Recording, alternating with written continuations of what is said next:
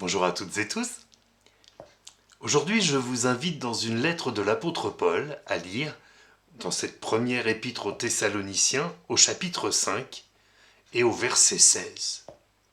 Il est écrit ceci: Soyez toujours joyeux. L'apôtre ajoute: Priez sans cesse et rendez grâce en toutes choses au Seigneur. Soyez toujours joyeux. Je vais vous faire une confidence. À chaque fois que j'entends ces mots, il me replonge dans un souvenir d'enfance qui n'a rien à voir avec la parole de Dieu. J'avais peut-être 4 ans quand, pour la fête de fin d'année à l'école, on m'a emmené voir Blanche-Neige et les 7 nains. Alors quand j'entends le nom de Joyeux, bien moi je pense aux 7 nains. Peut-être que je ne suis pas le seul à avoir un souvenir de cet ordre.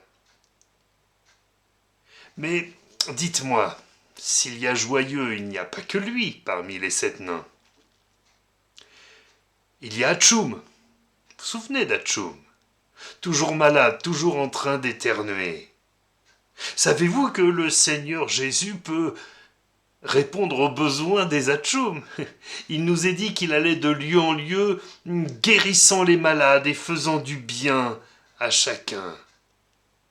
Oui, parfois, la maladie, si elle est une épreuve, si elle est une difficulté, est une occasion. Eh bien, quand les médecins nous disent qu'ils ne savent plus comment faire, c'est une occasion de crier à Dieu. Et peut-être que parfois c'est une bénédiction d'être un atchoum, pour pouvoir prier le Seigneur et lui demander la guérison et voir qu'il est ce Dieu puissant dont nous parle la Bible. Ah, il y avait un autre nain qui me faisait beaucoup rire, c'est Dormeur. Alors Dormeur, il s'endormait toujours, et bien évidemment toujours au mauvais moment. À ce Dormeur, je voudrais opposer la parole du Seigneur qui disait « Veillez et priez ». Il est vrai que parfois il est plus facile de s'endormir que de se poser les bonnes questions, de rester face à Dieu et de le prier. Cependant, ce n'est pas en s'endormissant que nous allons trouver le salut de notre âme. Nous avons besoin de nous tenir dans la présence du Seigneur. Nous avons besoin d'entendre ce qu'il a à nous dire. Ne soyons pas des dormeurs. Ah, il y a aussi un autre nain qu'il ne nous faut pas être. Oh, j'espère que ça ne concerne personne, c'est Grincheux. Jamais content. Oui, mais de toute manière, vos histoires de Bible, vos histoires de Jésus, vos... Peut-être que quelqu'un écoutant ce message est un Grincheux. Oh, je ne vous juge pas. Chacun a son caractère. Mais nous avons besoin de faire la paix avec le Seigneur. Nous avons besoin de découvrir le bonheur qu'il y a de lui appartenir. Vous savez, souvent les grincheux sont des gens qui ont beaucoup souffert. Et qui mieux que le Seigneur peut panser les plaies, peut essuyer les larmes, et faire qu'un grincheux devienne quelqu'un de doux par la grâce de Dieu.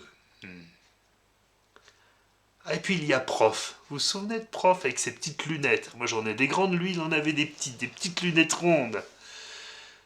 Ah, il y a aussi des profs, quand il est question de parler du Seigneur et de la Bible, des monsieur ou des madame je sais tout, des gens qui croient mieux savoir que la Bible ce que Dieu dit, des gens qui nous expliquent qu'ils savent que, mais qui ne savent rien du tout, ou qui ne savent pas grand-chose.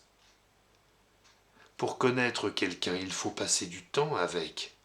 Pour connaître le Seigneur, il n'y a pas d'autre méthode que découvrir son amour et d'écouter ce qu'il a à nous dire et de l'aimer à notre tour. Ah, il y a aussi des simplets. Ah, mais ne croyez surtout pas que je me moque ou que je formule un jugement de valeur. C'est ces personnes qui s'imaginent que la Bible c'est trop compliqué, qu'ils n'y vont rien comprendre. Oh, sans doute, la religion les a repoussés. Ils avaient l'impression de ne jamais vraiment être au diapason de ce qui se faisait et qui se disait. Et pour eux, eh bien, ces histoires, permettez-moi, ces histoires de bon Dieu, ils n'y comprenaient pas grand-chose. La Bible est accessible à un enfant.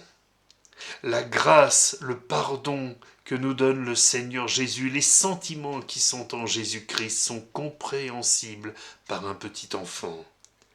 Il n'y a pas de simplet devant le Seigneur. Ah, et puis il y a aussi timide.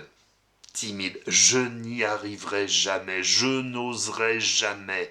Que vont penser les autres de moi? Vous voyez que même avec les 7 nains, on peut parler du Seigneur, ça c'est formidable. Hein, je n'oserai jamais, que penseront les autres de moi? Qu'importe ce que les autres peuvent penser de nous, pourvu que notre âme soit sauvée pour l'éternité. Alors, revenons à joyeux. Nous l'avons lu, la Bible nous dit « Soyez toujours joyeux ». Alors, ça n'est pas à dire que le nain joyeux était un modèle de perfection. Non, cela nous dit que quand nous sommes au Seigneur, quand nous l'avons laissé nous guérir, nous ne sommes plus des atchoum. Quand nous veillons et prions, nous ne sommes plus des dormeurs. Nous sommes en paix avec Dieu, nous ne sommes plus grincheux. Nous ne sommes plus des profs, des monsieur je sais tout. Nous ne sommes plus des simplets qui pensent ne rien y comprendre. Nous ne sommes plus des timides qui n'oseront jamais, qui ont peur de ce que pensent les autres. Mais quand nous sommes des enfants de Dieu, alors oui, nous pouvons dire avec Paul, soyez toujours joyeux. Nous pouvons même affirmer, j'ai des épreuves, j'ai des difficultés, il y a des moments où c'est pas formidable, mais j'ai cette joie dans mon cœur, je suis toujours joyeux, je prie sans cesse et je rends grâce au Seigneur. N'avez-vous pas envie, eh bien, d'être ce joyeux-là? N'avez-vous pas envie d'arrêter de pleurer? N'avez-vous pas envie d'arrêter de souffrir? Voulez-vous que nous prions ensemble le Seigneur? Seigneur grand Dieu, nous te bénissons, nous t'adorons, parce que ton désir c'est toujours de sauver des âmes. Et tant que Seigneur nous avons souffle de vie, eh bien, tu nous attires à toi. Tu nous attires à toi pour nous sauver, pour pardonner nos péchés. Tu as donné ta vie sur la croix pour ce faire, Seigneur. Et nous voulons recevoir dans nos vies cette joie du salut que tu donnes à tes enfants. Merci, Père, pour le don de Jésus-Christ. Amen. Bénis nos amis qui écoutent ce message. Parle à leur cœur et sauve leur âme.